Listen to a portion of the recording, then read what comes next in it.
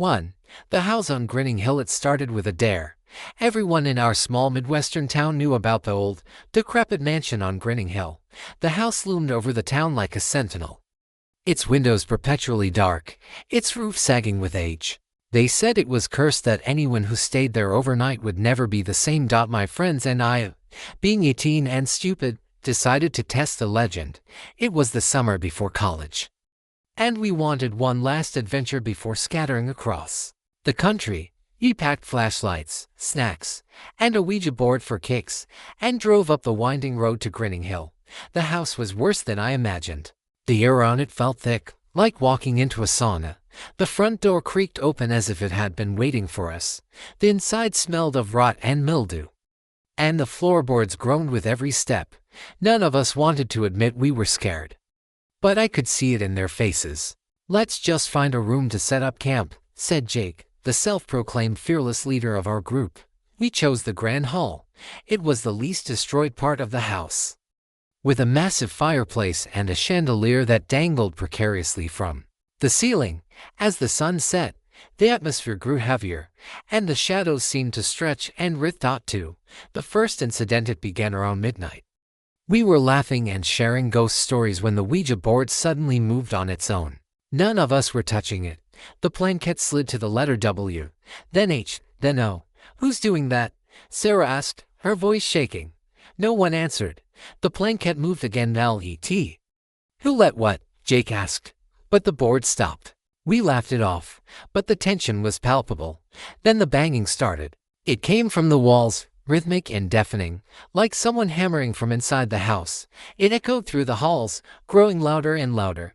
Sarah screamed, and we all bolted out of the room, our flashlights flickering like dying fireflies. 3. The basement. In our panic, we stumbled into the basement. The stairs were steep and narrow, and the air grew colder with each step. Our flashlights revealed a space cluttered with old furniture, rusty tools, and something that looked like an altar. The altar was covered in dried blood, surrounded by strange symbols etched into the stone floor. "What the hell is this?" whispered Nia, her voice barely audible. Before anyone could answer, the basement door slammed shut. We rushed back up the stairs, but it wouldn't budge. Jake threw himself against it, but it was like hitting a brick wall. Then we heard it, a low, guttural growl that seemed to come from the shadows. "Run!" I shouted, though there was nowhere to go. The growl turned into a roar, and something massive moved in the darkness. 4. The keeper of the house, a thing, whatever it was, chased us deeper into the basement. Our flashlights barely illuminated its form, a towering figure with two long limbs and eyes that glowed like embers. It moved with a jerky and natural gait, and its mouth stretched into an impossible grin.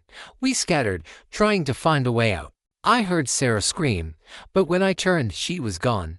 One by one, my friends disappeared, their screams echoing in the oppressive dark. I was alone, my flashlight flickering, the growl growing closer. I stumbled upon a door hidden behind a stack of crates. It led to a tunnel, narrow and suffocating. I crawled through, my hands scraping against the rough walls. The growl followed me, closer and closer. Then I saw it, a faint light at the end of the tunnel. 5. The escape emerged into the woods behind the house, gasping for air. The thing didn't follow me, but I could feel its presence lingering, watching. I ran until I reached the road, collapsing as a pair of headlights approached. It was a passing truck driver who took me back to town. No one believed me. The police found no trace of my friends, and the house on Grinning Hill was mysteriously intact when they investigated. The basement I described didn't exist, they said. The legend of the house grew, fueled by my story, but I knew the truth. 6. The aftermath. Months later, I started seeing things, shadows that moved on their own, whispers in empty rooms, the faint sound of banging in the walls. Then, one night, I woke up to find the same towering figure standing at the foot of my bed, its grin stretching wider than before. It whispered towards your necks. I haven't slept since. I know it's only a matter of time before it comes for me. If you're reading this, stay away from Grinning Hill. Don't test the legend. Don't make the same mistake we did, because once it has you, it never lets go. 7. The morning after the apparition appeared in my room, I received an anonymous letter in my mailbox. It was a single sheet of paper with jagged handwriting that read, "You can't outrun it. You can't escape it, but you can prepare." Confused and terrified, I began searching for anyone who might know more about the house. That's when I found Mr. Grayson, an old recluse who had been the town historian for decades. When I mentioned Grinning Hill, his face turned pale. "Seen it, haven't you?" he asked. When I nodded, he sighed and handed me a leather-bound journal. This might help. Inside were entries from people who had encountered the house. Each story was worse than the last, describing horrifying creatures, disappearing loved ones, and inescapable nightmares. One name appeared repeatedly, the Keeper. 8. The journal's secret journal contained a map of the house, or rather, a series of shifting blueprints. Rooms moved, doors appeared and disappeared, and the basement seemed to have no end. At the back of the journal was a symbol I recognized from the altar. Beneath it were the words, "Seal the Keeper, or be consumed." Determined to understand, I returned to the house with Mr. Grayson. He claimed there was a ritual to trap the Keeper, but it required an object from the house and the courage to face the creature. 9. A gathering of allies. Realizing I couldn't do this alone, I contacted others who had survived encounters with Grinning Hill. There was Emma, a psychic, Marcus, a former priest, and Sam, a skeptic who'd lost his brother to the house. Together, we planned our return, armed with the knowledge from the journal. 10. The return to Grinning Hill. Our second trip to the house was even more unsettling. The door opened before we could touch it, and the air inside was suffocating. The Keeper's growl echoed in the distance, but we pressed on, determined to find the altar. 11. The living walls. As we explored the house, we noticed the walls seemed to breathe. The wallpaper pulsed, and faint whispers emanated from the cracks. Emma placed her hand on one of the walls, and it almost seemed to absorb her touch. She pulled away, pale and shaken. "It's alive," she whispered. 12. The shadow creatures weren't alone. Shadows moved independently of any light source, slithering along the walls and ceilings. One lunged at Marcus, nearly dragging him into the darkness before Sam pulled him back. "They're not just shadows," Marcus said. "They're part of it." 13. The Keeper's trap. We found the altar again, but it was surrounded by a web of tendrils that pulsed with dark energy. As we approached, the Keeper appeared, its grin wider than ever. It spoke in a voice that echoed in our minds, "You cannot seal what has already claimed you." 14. The first sacrifice. Each ritual required a sacrifice. Mr. Grayson volunteered, insisting it was the only way. As he chanted the incantation from the journal, the Keeper attacked. Grayson held it off long enough for the altar to glow, but he was consumed in the process. 15. The final seal. With the Keeper temporarily weakened, Emma and Marcus completed the ritual. The house shook violently, and the tendrils retreated. The altar shattered, and the Keeper let out a deafening roar before disappearing into the void. 16. The escape. Revisite house began collapsing. We barely made it out alive, emerging into the cold night air as the mansion crumbled behind us. For a moment, it felt like we had won. 17.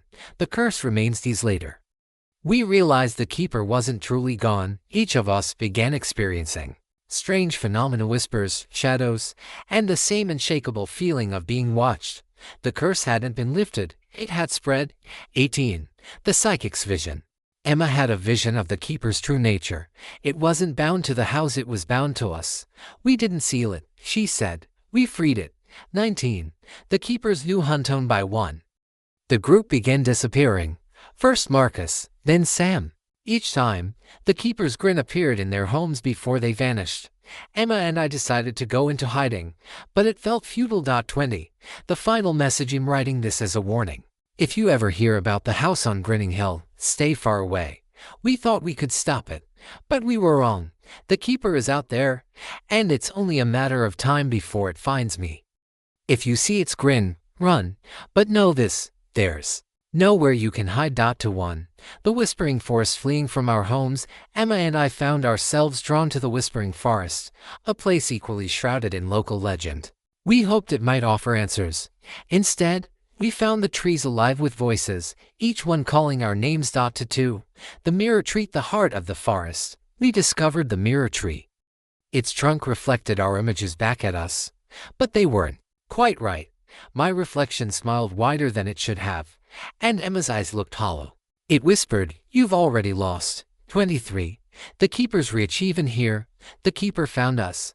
It appeared in the reflection first, grinning at us from the mirror tree. Then its long, twisted limbs reached out of the bark, dragging Emma into its depths before I could react. To 4. The cave of Echo Soloni and desperate. I followed Emma's screams to the cave of echoes, a labyrinth of stone where every sound repeated endlessly. Her voice mixed with the keeper's laughter, leading me deeper into the darkness. To 5. The ritual reversed at the end of the cave. I found Emma trapped in a circle of runes. The keeper standing over her. It was performing a ritual of its own, reversing what we had attempted. The altar glowed with dark light, and Emma begged me to leave. To 6. The keeper's origin. As I watched, visions flooded my mind. The keeper was once human, a sorcerer who had tried to cheat death by binding his soul to the house. But the ritual went wrong, turning him into the monstrosity he is now. To 7. Emma's sacrifice. Emma used the last of her strength to break the ritual, but it cost her life. The keeper howled in fury, its form flickering as if it were unraveling. I took the opportunity to escape, tears blurring my vision. 8. The keeper's mark. Returning to town, I discovered a mark on my arm, a sigil that pulsed with dark energy. I realized the keeper had left its claim on me, ensuring it could find me no matter where I went. 9. The town's cursed keeper's influence began spreading through the town. People disappeared.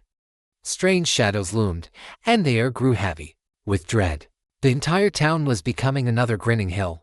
30. The last standy. Write this from the ruins of Grinning Hill. I've returned one final time, armed with what little I've learned. If you find this journal, know that I tried, but the keeper is relentless, and I fear this is the end. Don't follow my path. Don't come looking for me. The keeper will find you soon enough.